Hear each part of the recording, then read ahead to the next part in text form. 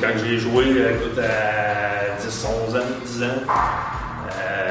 c'est ma première année que je joue au hockey, puis c'est ici que j'ai commencé ici, à l'ancienne arena. Mais c'est là que j'ai connu le tournoi. Imagine-toi donc que j'ai 61 ans. Ça fait 5 ans, c'est la 50e année cette année qu'on fête. Et puis, si tu fais le calcul, 61 moins 50, 11 ans, donc j'ai participé au premier tournoi. Il y a aussi des années marqueurs, très assidus à tous les matins de bonne heure, les samedis, les dimanches, quand ça commençait. J'ai même, c'est pas drôle à dire, là, je sais jouer un petit peu de là. J'ai même joué de l'orgue un peu dans la... Oh, j'ai joué un petit peu, j'ai fait un peu de musique en jouant de l'orgue à Beauceville. C'était une obligation de l'association du hockey mineur québécois, Fédération de hockey sur glace, lors des tournois, d'avoir un organisme communautaire qui parrainait les tournois. Mais le club Rotary avait dit OK, on va le parrainer, mais nous autres, on ne parraine pas à moitié. Bon, si on le prend, on veut être impliqué. C'est ça. Et c'est là qu'était venue l'idée, on dit, on va faire un aussi gros tournoi que le tournoi PY Québec. Moi, je n'ai pas été là au début. J'ai été instructeur d'une équipe au 3e et 4e tournoi d'année à peu près. Mm-hmm. Ensuite, je suis rentré dans le club Rotary. Mais initialement, quand j'ai pris contact avec le tournoi, j'ai été instructeur de l'équipe. Bonjour, je me nomme André Lessard. J'ai joué au tournoi Atome de Beauceville. Je suis natif de Beauceville. J'ai joué au tournoi Atome de Beauceville les 2 premières éditions en 75 et en 76. Nous avions gagné en 1976 le tournoi. Par la suite, j'ai également été... j'ai fait pas mal de tours au niveau du tournoi. J'ai été chronométreur lorsque j'étais un petit peu plus vieux. J'ai été arbitre également. Puis au début des années 2000, j'ai également été instructeur. Mon fils a joué dans une autre édition au début des années 2000. Ça fait que ça a été un très beau tournoi. Mon père est Roger Lessard. Puis il a été instructeur, il a été impliqué beaucoup dans le tournoi Atome. Entre autres, il a été instructeur, mais il a été également membre du tournoi du club Rotary de Beauceville pendant plusieurs années.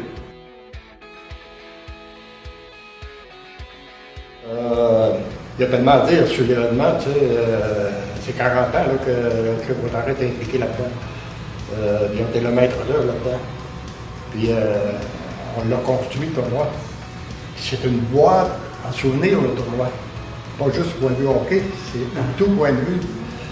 C'est 600 joueurs de hockey qui venaient jouer ici pendant 4 jours, accompagnés des parents, on les hébergeait, on les divertissait. C'est le niveau du tournoi Télé de Québec. Toutes les activités qu'on avait mis en place, c'était un festival provincial. Le tournoi, ça venait de Gatineau, de Sept-Îles, du Lac-Saint-Jean, des Laurentides, de West Island à Montréal. C'est aussi des événements qui étaient autour. Je veux dire, on avait la soirée sur glace, on avait les parcs, des activités que ça créait dans la municipalité, ce tournoi. Il y a déjà eu des années, je sais pas, 2-3 ans de temps, là, puis c'était gros, là, un bateau sur la glace, là, il y avait des thèmes, il y avait un grand bateau sur la glace, puis là, tu patinais autour de ça, il y avait une soirée comme ça. T'as entièrement raison, ça, c'était... Il y avait des thèmes, ça a duré 2-3 ans, c'est pas 4 ans de temps, là. Tu sais, on avait, comme dit Raymond, on avait... impliqué la population locale, on l'avait impliqué dans le tournoi, on avait une centaine de bénévoles.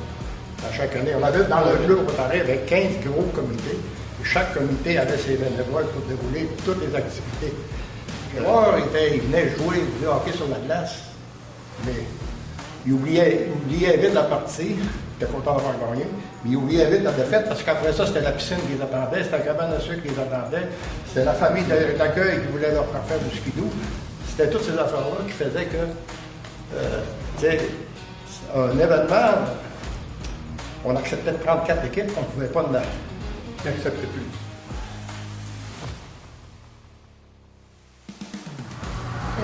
C'était pas ici, mais c'était un tournoi. C'est rentré en prolongation. Là, j'ai reçu une passe, j'ai chuté les scores. Donc, ça m'a fait le victoire. Fier, content de la personne qui m'a fait la passe aussi. Je m'en souviens pas trop, mais je suis c'est de voir l'émerveillement des jeunes dans la réussite ou la tristesse dans la défaite. Tu sais, c'est drôle à dire là, de mettre ça, mais tu vois comment que ça monte. Là, ça va super haut, puis là, après ça descend au bout parce que ça va moins bien. C'est ça, j'aime ça, ce côté-là avec les jeunes, puis d'amener, oui, ça va bien, mais il ne faut pas lâcher, ou bien quand ça va mal, hey, on go, on travaille, on lâche pas. Là, ce côté-là, j'aime ça beaucoup. Là. Tu sais, c'est sûr que aider les jeunes à se développer sur la glace aussi. Là. Mais le côté humain, j'aime encore plus ça, je pense. On était très fiers là, dans ces âges-là. Là, ça représentait beaucoup pour nous. Ceux qui étaient joueurs, puis se promenaient avec le trophée devant tout le monde.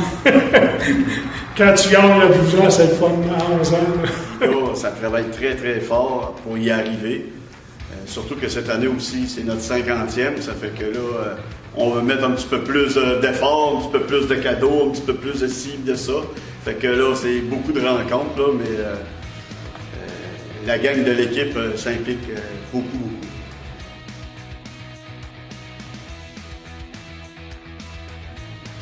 Écoute, je pense que c'est l'organisation. L'organisation, tu sais, j'aime ça. Je suis pas quelqu'un qui va en avant pour tout le monde. Là. Je suis quelqu'un qui aime ça, être en arrière, puis organiser les choses en arrière pour que tout se déroule bien. Fait que l'organisation du tournoi à tombe, là, comme je le dis, ça fait 14 ou 15 ans. Les 4 ou 5 premières années, j'étais comme en aide avec le club Rotary du temps. Puis les 10 dernières années, on l'a fait, là, une petite gang, là, on est 4-5, qui s'en occupe. Là. On a vraiment du fun à faire ça. Puis, on passe des grosses fins de semaine, mais les jeunes, de voir le jeu quand ils voient les cadeaux qu'on donne, quand ils voient tout ce qui se passe, ça j'aime ça. Dans les activités comme telles, il y avait les hôtesses du tournoi. Oui, aussi. Les hôtesses du tournoi, c'était un comité dédié aux joueurs de hockey. Leur rôle, on les préparait là, à aller jaser avec les joueurs de hockey. Qui avaient le même âge, en réalité. Les filles avaient 14-15 ans. Ils étaient côtoyés. Mais ils faisaient partie du protocole. Ils allaient dans les chambres. D'abord, on donnait des collations après chaque game. Ils allaient dans les chambres avec les jeunes pour des collations, etc. Puis ils accompagnaient le président partout. Ça, c'était un comité où les filles, même, on s'en fait encore parler. Moi, j'en rencontre des fois. Il y a encore ma fille l'a été. Ma fille l'a été aussi. Le tournoi durait 50 heures de présence à l'aréna. Ouais. Ça, c'était la durée du tournoi. Les hôtesses faisaient pratiquement leurs 50 heures de présence. Nous autres, dans l'organisation, on faisait les 50 heures de présence.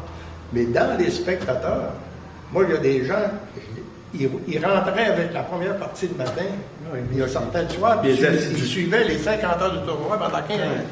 C'était spécial. Là. Les duchesses. J'ai connu ça, les duchesses.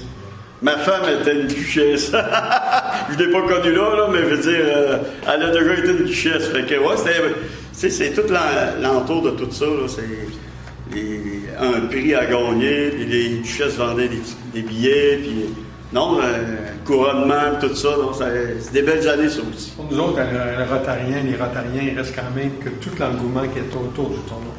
Parce qu'on faisait, lorsqu'on préparait la salle d'Harry-Paul pour le grand souper qu'on faisait, on faisait ça dans la polyvalente, monter la salle au complet dans la polyvalente, c'était les tables, toute la kit, la décor, puis c'était une soirée festive, là, on veut dire, un orchestre de 10 musiciens, c'était vraiment, on vendait ça dans le temps de dire, le monde s'impliquait, la population s'impliquait.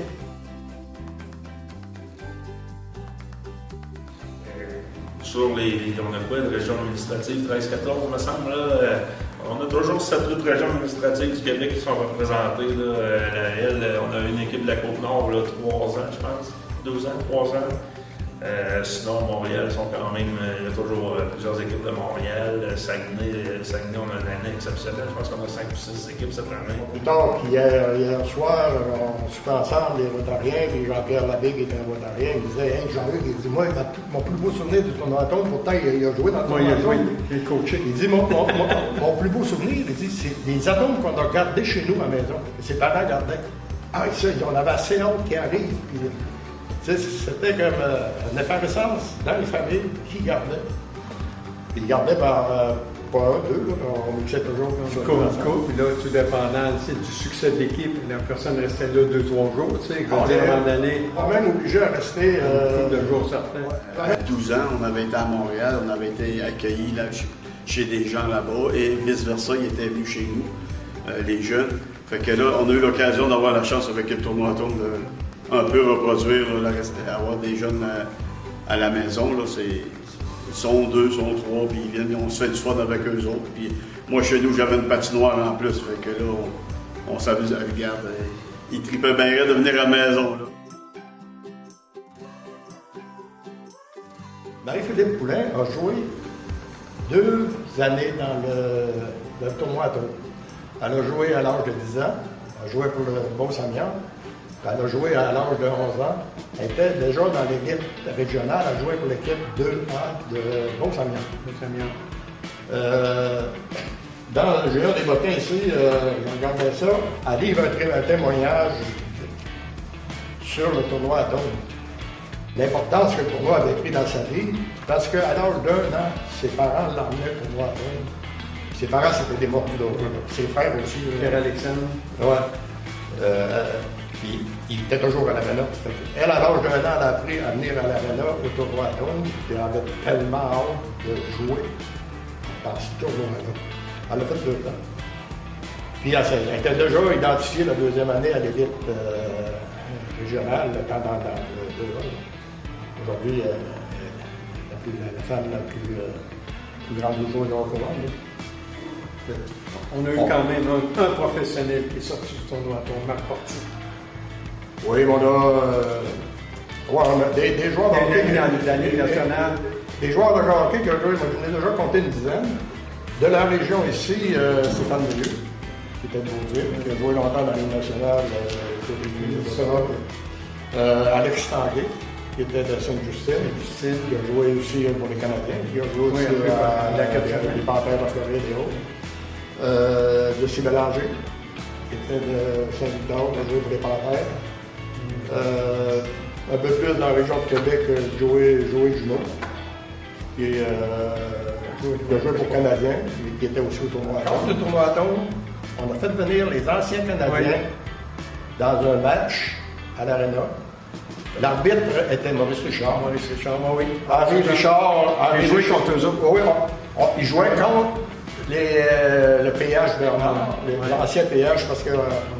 Et moi aussi, j'ai joué contre. C'est moi qui avais fait la démarche.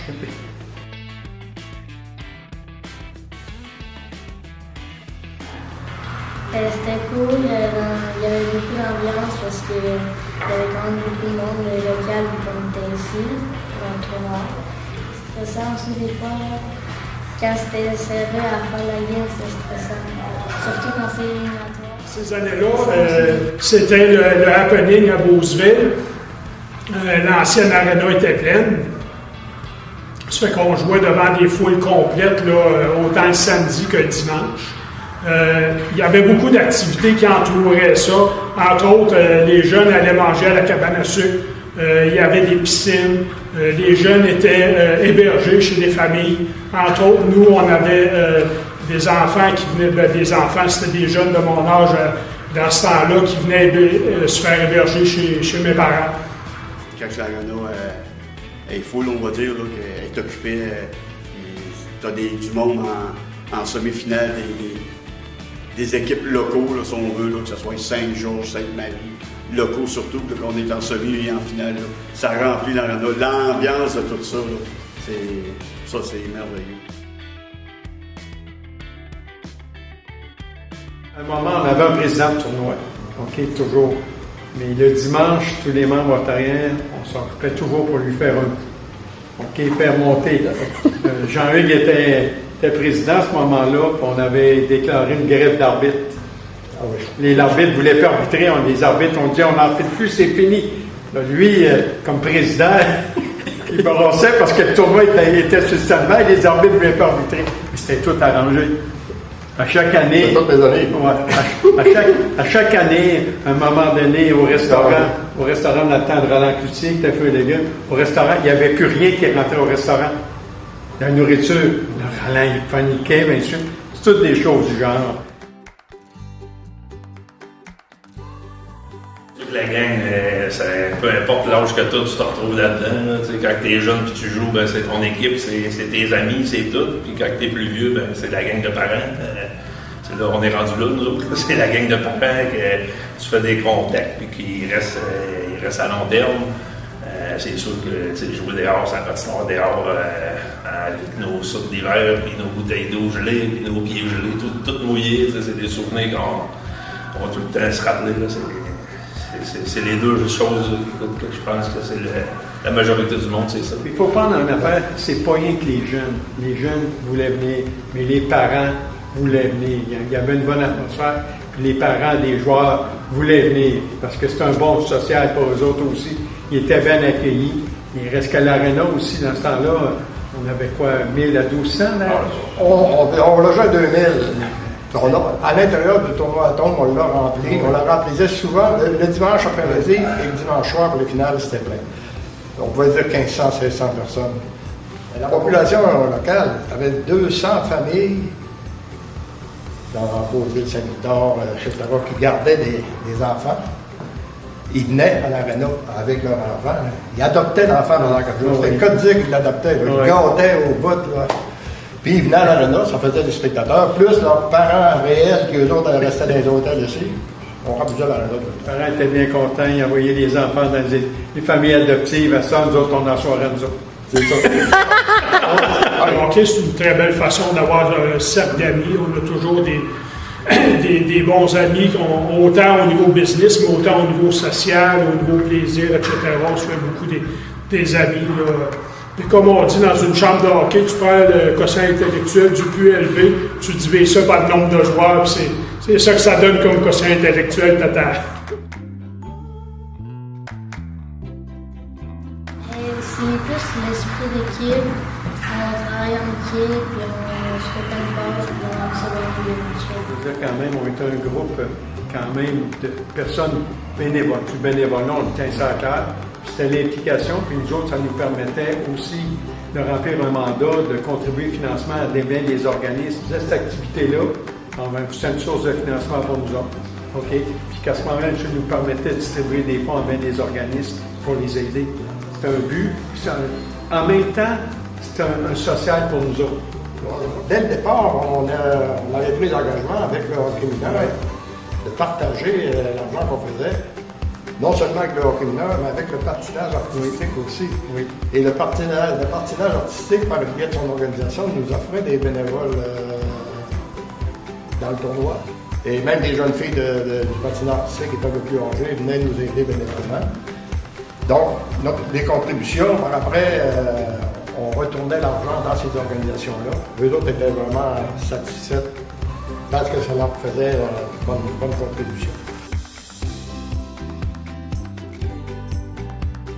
On est une gang les autres, c'est comme moi, le plus jeune dans cette gang-là, pareil. Fait que les autres sont un peu plus vieux, mais sont là dans la cour depuis un petit peu plus longtemps. Et d'avoir un petit peu plus de monde qui vient nous donner un coup de main lors des fins de semaine, puis lors de la préparation. Il y a quand même beaucoup de tâches à faire là, pour organiser un tournoi. De profiter du moment présent. C'est j'aurais donc dû, là, il est trop tard. Là, viens t'amuser, viens te faire du fun, puis profite de tout qu'est-ce qu'il va y avoir autour de toi, là, puis de t'amuser. C'est que le Club Rotary tient à remercier Carl Michaud, qui sont l'équipe de bénévoles, Éric Laflamme et autres, d'avoir continué le tournoi Rotary à Tombe avec succès. Je leur souhaite succès pour l'édition 2026, mais aussi de souligner de façon particulière le 50e anniversaire de fondation. C'est une délicate attention de la part de ces organisateurs-là de souligner l'apport du Rotary.